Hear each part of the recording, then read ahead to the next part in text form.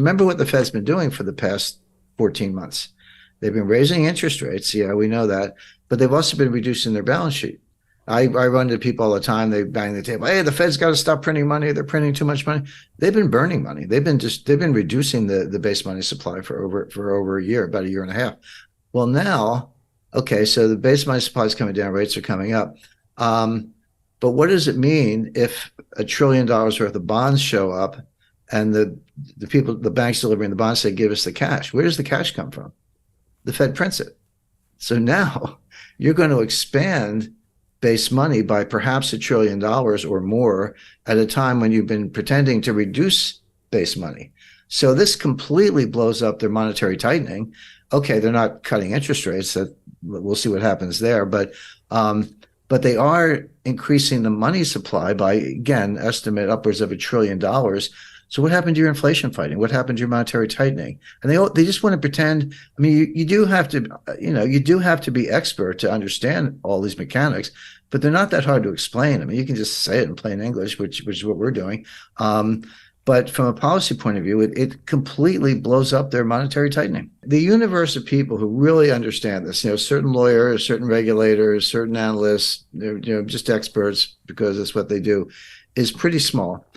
But the overlap between that group who really get it and the group who have an interest in making sure no one else understands it is large, meaning they're all in on it. The number of people who really get it, they can raise their hand and say, I'm an expert in federal finance, government securities and repo and off-balance sheet accounting and all that. And I think you're trying to pull the wool over people's eyes. That's like a handful. I mean, and, I'm one of them. There are others, glad to say. But and that's the other thing that really I just have low tolerance for, just the lies. If you have to do what you have to do, you don't want the whole system to collapse. I understand that.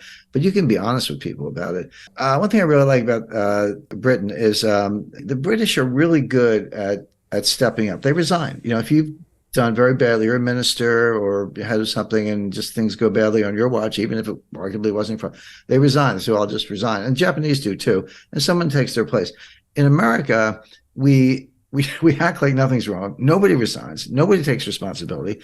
I mean, I would have said Jay Powell, Michael Barr, who's the vice chairman of the Federal Reserve for supervision. So he's the guy who wears the regulatory hat. Powell's the chairman.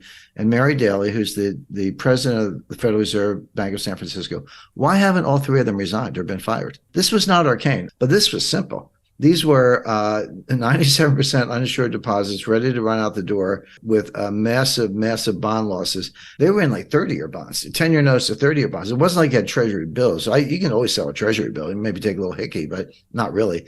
So you can have a government security, which is a treasury, almost no credit risk. I won't say none, but almost no credit risk. But there's always market risk. But the thing about treasury bills, 3-month bills or 6-month bills, there's very little market risk. They're not volatile. But when you're into 30-year bonds, forget it. I mean, you can take 20-point hits when you get the kind of interest rates we say, and that's what they had. And they put them in this held to maturity account, HTM, held to maturity. Means, yeah, we own them, but we're going to hold them for 30 years. And so therefore, you don't have to mark them to market, except if you sell them. If you sell one, because you got a run on the bank, you got to mark them all to market right then. And that's what this Fed facility was about. The CEO sold over $3 million worth of stock about 10 days before the collapse. Now he says, it was according to a pre-filed plan with the SEC, so it wasn't in response to any news or whatever. What do you have to understand? And there are such things, but these pre-filed plans can be part of the scam. In other words, I see it coming, so I'm going to file a plan so I can keep selling my stock. And then if I get accused of insider trading, I'll go, oh, it was all according to plan.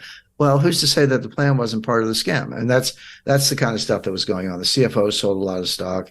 So that's certainly going to be investigated. But you can see this coming. But my point is, a bright high school kid with a spreadsheet could have seen this coming. You don't have to know Black Scholes in your sleep to see this. It was assets, liabilities, huge uninsured deposits, about $125 billion of uninsured deposits ready to flee, and a comparable amount, slightly more, of the most volatile.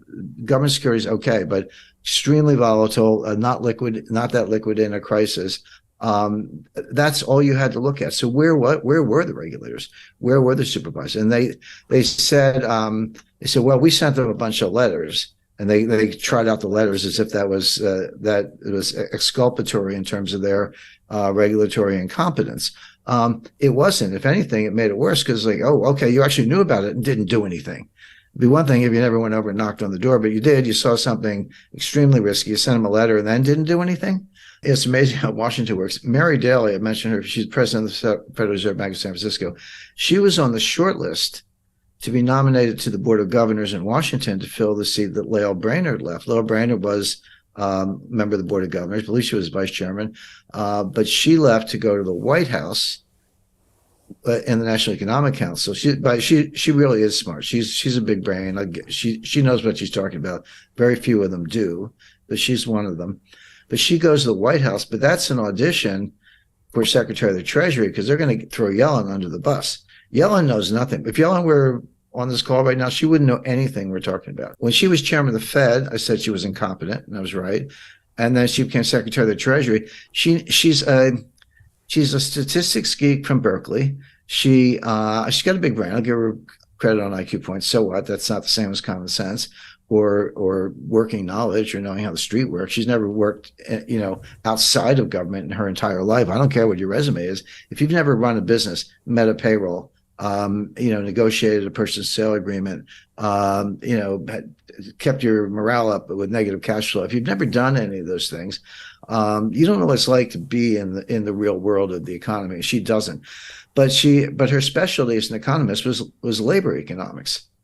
Okay, well, there's a place for that, but not as U.S. Treasury Secretary. You have to know she didn't know monetary policy of the Fed. She doesn't know fiscal policy of the Treasury. Knows nothing about international economics, and that gets us into the role of the dollar. She was like her husband won a Nobel Prize. Okay, George Akerlof. I know a lot of her close associates. If you don't want to say affirmative action, you can say the Peter Principle. Which, this goes back to the 60s. But the Peter Principle is you get in a bureaucracy and you do a good job and they give you a promotion. And then you keep doing a good job and they give you another promotion. And you keep doing a good job. And eventually you get promoted to something where you're incompetent. You're in over your head and you fail, but then you stay there because you're not getting another promotion. And so the result is bureaucracies are populated with incompetent people because they've all risen to their level of incompetence and have nowhere else to go. I would say she got there at the Fed, how she got another chance at Treasury, but that's the answer. But Lael Brainerd, I'll say, is more talented, and hopefully she'll be. So they'll throw Yellen under the bus, blame her. By the way, that's the Biden technique: deflection and denial and just blaming other people. So they'll blame her for the whole thing. She probably doesn't see that coming, by the way. Maybe she should tune into London Real, and then they'll put Lael Brainerd over there. But Mary Daly was on the short list to fill Brainerd's seat at the Fed. Well, you can forget that she can't get to a hearing at this point.